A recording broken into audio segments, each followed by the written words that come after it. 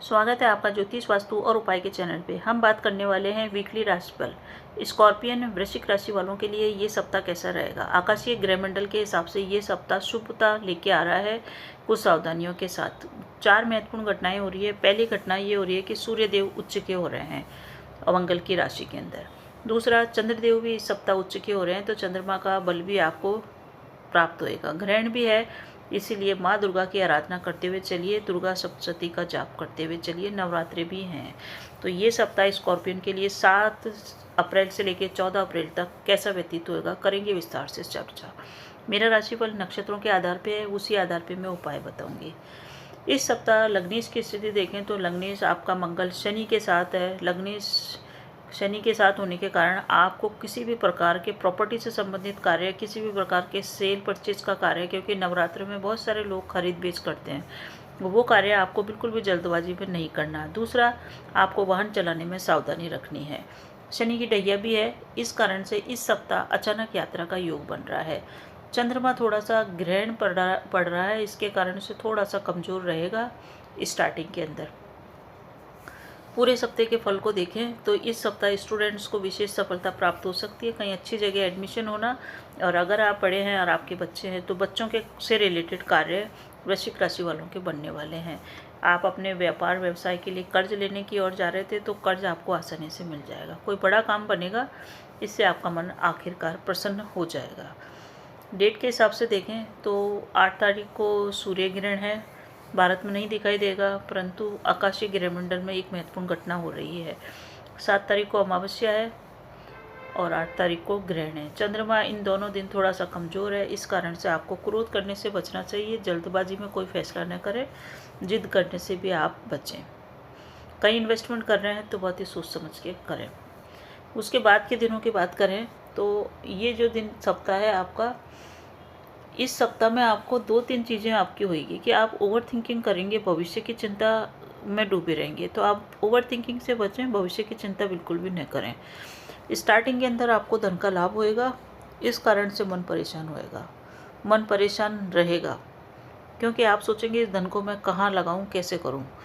किसी की बातों में आने से इस सप्ताह आपको बचना चाहिए, क्योंकि ये जो सप्ताह है आपका स्टार्टिंग के अंदर जो चल रहा है 5th हाउस में चलेगा तो वो ठीक है, परंतु फिर बाद में 6ठे घर में रोग ऋण शत्रु के घर में जाएगा, इस कारण से ध्यान रखना। सप्ताह के अंत में ये अष्टम घर में आ जाएगा, इसलिए स्वास्थ्य का ध्यान अंतिम दिनों में आपको रखना है।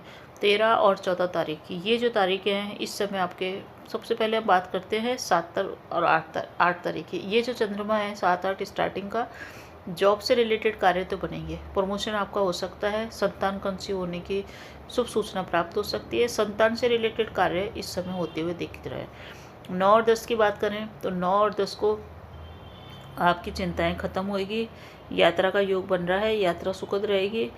लोगों को आप लोगों से मिलेंगे जुलेंगे तो आपको लोगों का असली चेहरा दिखेगा, यानी कि लोगों की असलियत आपके सामने आएगी।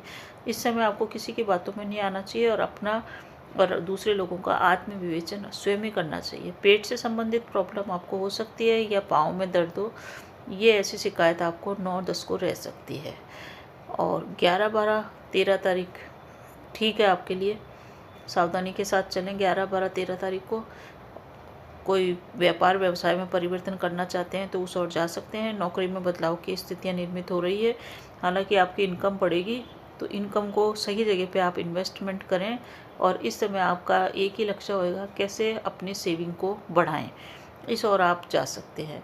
इस समय एक खास घटना और होगी कि आप मित्रों या रिश्तेदारों के घर जा सकते हैं। मित्र रिश्तेदार आपके घर भी आ सकते हैं, और कोई मित्र या रिश्तेदार आपसे नाराज़ था तो उसकी नाराज़गी इस सप्ताह दूर होने वाली है, तो इस हिसाब से ठीक है। विरोधी आपके शांत होंगे, कोई बड़ा काम बनेगा। और व्यापार व्यवसाय के लिए कर्ज की स्थितियों की ओर जा रहे हैं तो आप जा सकते हैं, कर्ज आपको आसानी से मिल जाएगा। पूरे सप्ताह में देखा जाए तो सप्ताह के अंत की बात करें तो सप्ताह के अंत में वैवाहिक जीवन में थोड़ा सा मनमुटाव आपके दिख रहा है। लव एंड रिलेशनशिप के लिए ये सप्ताह सही जा रहा है। मनी सेविंग की ओर तो जारी रहे, परंतु एक चीज़ है कि आपको अपने जो बिजनेस पार्टनर है उस पर किसी भी प्रकार का विश्वास न करें, अंधविश्वास करके पेपरों पर साइन करने से बचें। तो बहुत सारी सावधानियां ये सप्ताह वृश्चिक राशि वालों के लिए दिखा रहा है। नक्षत्रों के हिसाब से मैं उपाय बताती चलूँ। अब सबसे पहले 7 तारीख की बात करें। 7 तारीख को चंद्रमा चल रहा है पूर्व भाद्रपद नक्षत्र में। इस दिन आप गुरु की आराधना करें और साथ ही साथ शाम को हनुमान आराधना अवश्य करें, क्योंकि ये चंद्रमा चले जाएंगे उत्तर भाद्रपद शनि के नक्षत्र में 8 तारीख को। तो 8 तारीख को भी हनुमान आराधना करें, शनि के बीज मंत्रों का जाप करें। 9 तारीख की बात करें तो मीन राशि में रहेंगे, रेवती नक्षत्र के अंदर बुध के नक्षत्र में चल रहे हैं। नवरात्रों का भी आरंभ है। माँ दुर्गा की आराधना करते हुए चलिए, माँ दुर्गा की कृपा आपके ऊपर बरसेगी। जितना हो सके दुर्गा सप्तशती के पाठों का जाप करें। और इस समय इन नवरात्रों के अंदर हनुमान जी और रामचंद्र जी की भी आराधना बहुत ही श्रेष्ठ परिणाम देके जाती है। 10 तारीख की बात करें तो चंद्रमा चलेंगे भरणी नक्षत्र में, शुक्र का नक्षत्र है। अपने सजावट की ओर ध्यान दें, अपने आप को साफ सुथरा रखें, सजा धजा के रखें और जितना हो सके माता रानी की आराधना करें, स्त्री का सम्मान करें, छोटी कन्याओं का सम्मान करें। 11 तारीख को कृतिका नक्षत्र सूर्य के नक्षत्र में चल रहे हैं। ये परेशानी काटने का समय रहेगा। सूर्य का ये कृतिका नक्षत्र सभी चीज़ों को काट देता है। जैसे भरणी नक्षत्र विपरीत को आकर्षित करने के लिए होता है, इसी प्रकार से कृतिका नक्षत्र परेशानियों को काटना, अवांछित अनवांटेड चीज़ों को हटाने का दिन है। तो इस दिन आप अपने जीवन की परेशानियों को खत्म करने के लिए सूर्य आराधना करते हुए चलें। 12 तारीख को वृषभ राशि में चलेंगे। रोहिणी नक्षत्र है, बहुत ही चंद्रमा का बहुत ही प्रिय नक्षत्र है। इस दिन आप भगवान कृष्ण की आराधना करें, आपको वो जीवन साथी से रिलेटेड सारी प्रॉब्लम इस दिन सॉल्व हो जाएगी इस उपाय को करने से। 13 तारीख को मृगशिरा नक्षत्र मंगल का है, उसमें चल रहे हैं चंद्रमा। मृगशिरा नक्षत्र में जब भी चंद्रमा आते हैं तो उस दिन हनुमान आराधना के साथ साथ चंद्रमा के बीज मंत्रों का जाप करने से माँ लक्ष्मी योग भी का निर्माण होता है। माफ़ कीजिएगा। तो दोनों आराधना कीजिए, धन से संबंधित प्रॉब्लम आपकी हल होगी। 14 तारीख को चंद्रमा चल रहे हैं आद्रा नक्षत्र में, मिथुन राशि में। ये दिन आपके लिए ठीक नहीं है। कोई भी इन्वेस्टमेंट कर रहे हैं ध्यान से करें, अपने स्वास्थ्य का ध्यान रखें, ब्लड प्रेशर का ध्यान रखें और ओवर थिंकिंग से आप बचें। तो ये था नक्षत्रों के हिसाब से आपका फल। वृश्चिक राशि मंगल प्रधान राशि है, शनि की ढैया भी चल रही है आपको।